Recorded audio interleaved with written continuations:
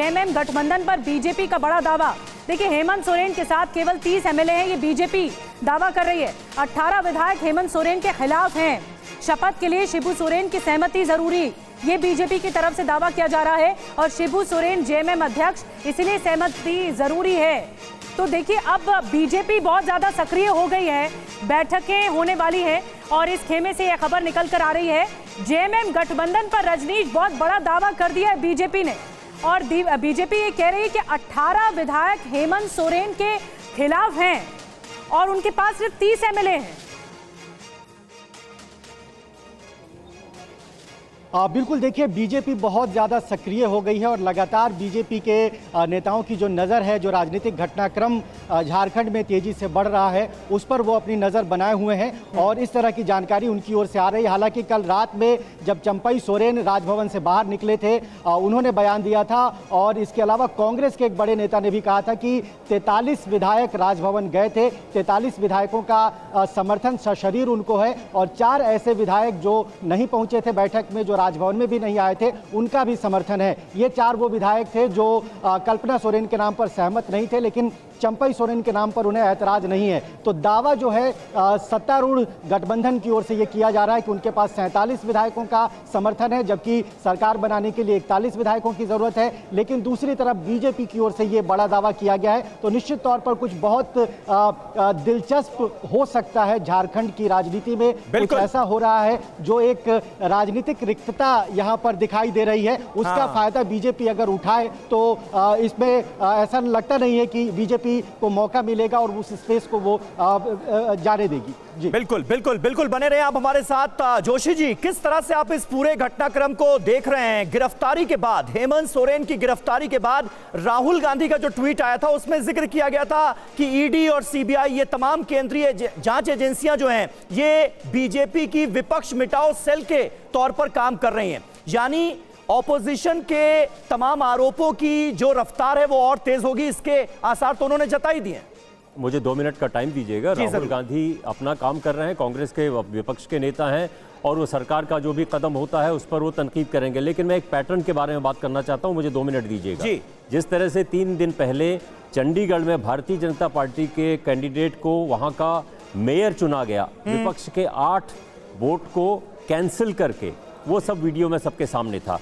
दूसरा, झारखंड के मुख्यमंत्री की गिरफ्तारी के बाद राज्यपाल न्योता नहीं दे रहे हैं सबसे बड़ी पार्टी को।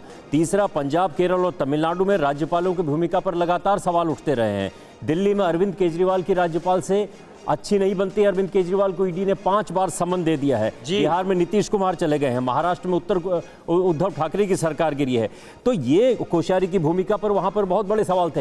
ये एक पैटर्न का हिस्सा है जो जनतंत्र के लिए एक बहुत बड़ा सवाल ये पैदा करता है कि आखिर ऐसा क्या है कि जहां पर साफ साफ दिख रहा है कि विपक्ष मजबूत है, वहां भी विपक्ष कमजोर हो जाता है और वहां भी भारतीय जनता पार्टी नैरेटिव सामने है। राजेश सर, बड़ी बात आपने कही, लेकिन एक आंकड़ा जो हम लगातार दिखा रहे हैं दर्शकों को, ये ग्राफिक्स कि 49 विधायकों का दावा किया जा रहा है चंपई सोरेन की सरकार की तरफ से, महागठबंधन की तरफ से, लेकिन 4 विधायक अचानक से गायब हो जाते हैं या उनका पता नहीं लग पाता है, उनकी लोकेशन पता नहीं लग पाती। फिर उसके बाद बसें बुलाई गई हैं।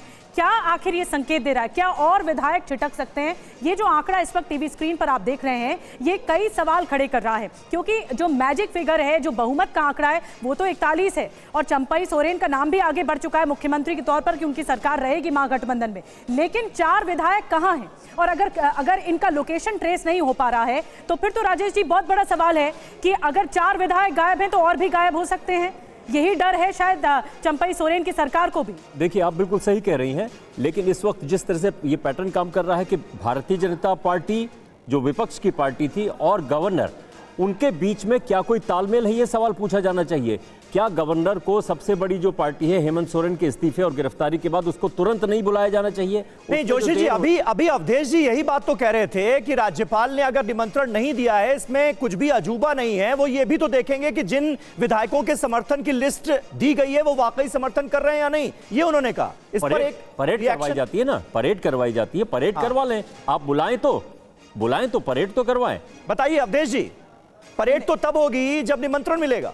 नहीं ऐसा है, नहीं निमंत्रण देने के पहले परेड। देखिए ऐसा है कि मैंने राजेश जी जैसे अगर वरिष्ठ पत्रकार को इसमें इतना असामान्य लग रहा है तो मुझे हैरत है कि ये देश में कैसे बुद्धिजीवी सोचते हैं। अच्छा, आखिर सोचिए, सेना की 4.55 एकड़ जमीन बेच दी गई, जगह जगह से पूरे झारखंड में दलाल सत्ता से जुड़े हुए हेमंत सोरेन के करीबी प्रेम कुमार की अरेस्टिंग हो गई, कमिश्नर अरेस्ट हो गए।